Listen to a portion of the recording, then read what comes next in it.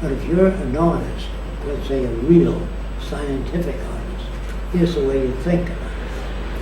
When I look at a girl, I'll say her lips are highly pursed, like that. But Jennifer's lips have a downward movement, down that way. So I do this. And Marion's lips are maximum curve on the outside, like that. So instead of keep looking at the girl, I say she has Jennifer's lips, and so she has Michael's eyes, and do that. It's much faster. Okay. If you give lips a classification, Okay. instead of keep looking at the first drawing, that gives your brain a better way of working. But if you know the human head is essentially round, but there's another half-round ball down here, and then you join that with a full line, not a straight line. Okay. And then if you know the eyes are in the middle of the head, not near the top, you're better able. If you know the eyebrows are at that angle, the nose, the mouth is here, it doesn't take you long. I see. So you're getting new tools to draw with.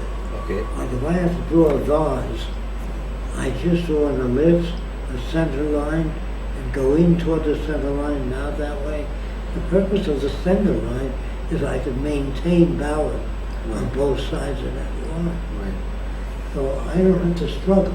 Right. Now, let's say Roxanne is holding a book like this, hold it. If she were holding a book like that, I will draw how Roxanne sees the book. She sees it like this, where she's sitting, just now, and the lettering goes here. Right. I don't have to, I can see a person looking at something and draw what they're looking at from their angle. Right. But I don't have any magical powers. Right. The person that did a lot of that work in that area is called Paul Brunton. Okay. And the book is In Quest of the Overself. It's also that on the. No, it's not Yeah, like this. yeah. But it's called In Quest of the Overself. What he means by that, overself, he doesn't describe. But he talked about, I know I went for a walk and passed a cigar store, but when I was walking, I was going to a cigar store. But the overself tells you that Wednesday you took your mother to the library.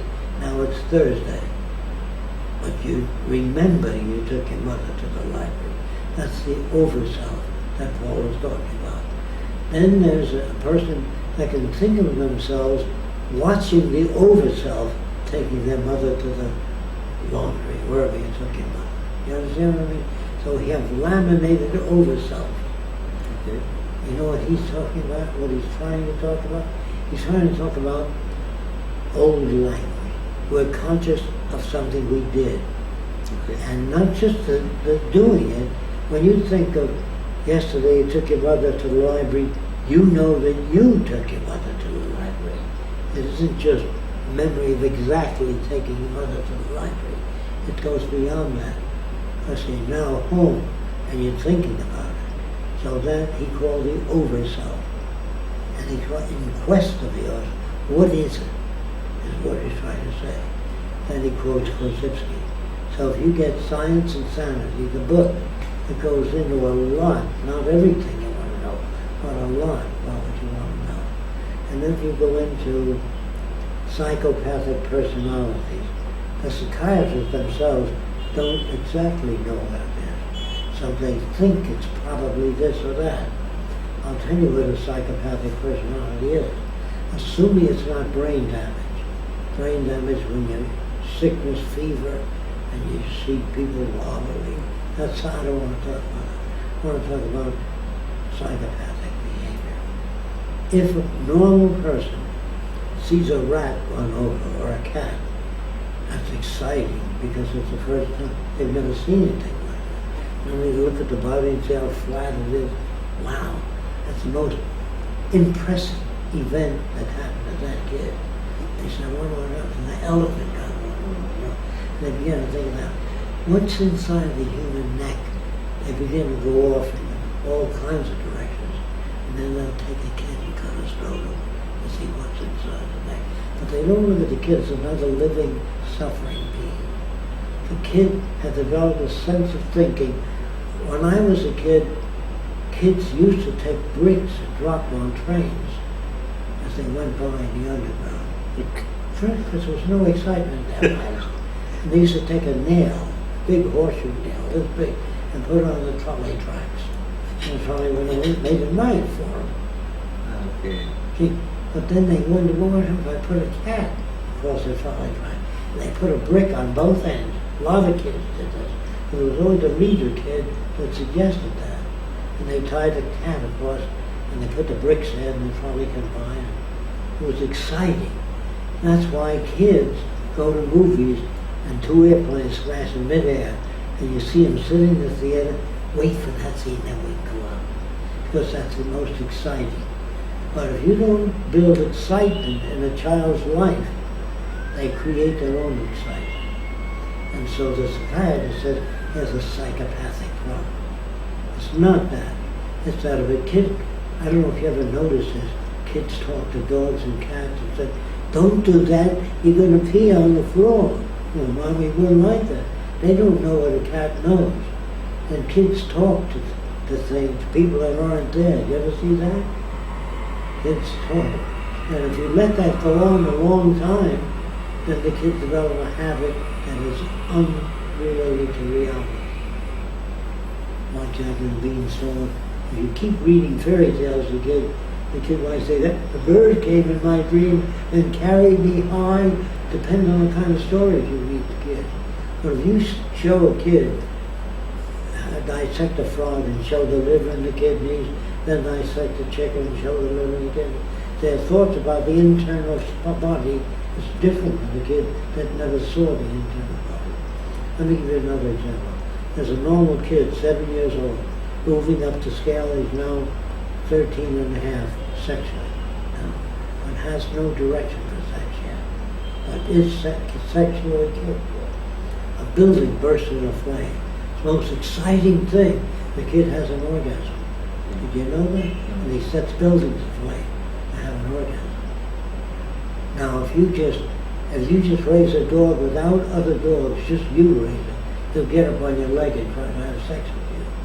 The dog doesn't know he's a dog. And dog doesn't know there are other dogs if you kept them to yourself. If you raise a chicken with a duck as babies, they don't know that the duck thinks it's a chicken, the chicken thinks it's a duck. Because what they see, they don't see themselves. Right. So if a chicken sits on an egg, a duck's egg by mistake, and it hatches, a little duck follows a chicken. I said, what? Doesn't it know it's a duck? No, it doesn't. If you raise a duck with a sheep or a chicken with a sheep, as a baby, when it hatches out of the egg, it'll follow the sheep around. Did you know that? Can you sum that up in relation to the meditation process? Well, all this is related. You can't think outside Right, of your that. system. Now, you can dream of something, and you can examine something in a dream. I had a dream once, it was a technical dream, that I had a machine in my shop that was super futuristic. So I said, I woke up and the dream was so vivid that in the dream I looked under to see if it was real, and all the wiring was white. So I got up and walked into my lab, and there was nothing there.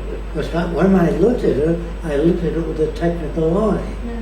But a person that isn't technical, if they look under an airplane motor, they don't even know what to look for. You know what I'm talking about? You can't meditate on anything that you have no experience with. It won't come in unless you've read about it, saw it in a book, and you don't even remember where you got it from. No, But I don't think he's talking about trying to meditate About on something, something. but Yes, trying to the idea What is I get do, the thoughts. when the guy says to me, can you make 3D movies without glasses? I go like that and say, what is 3D?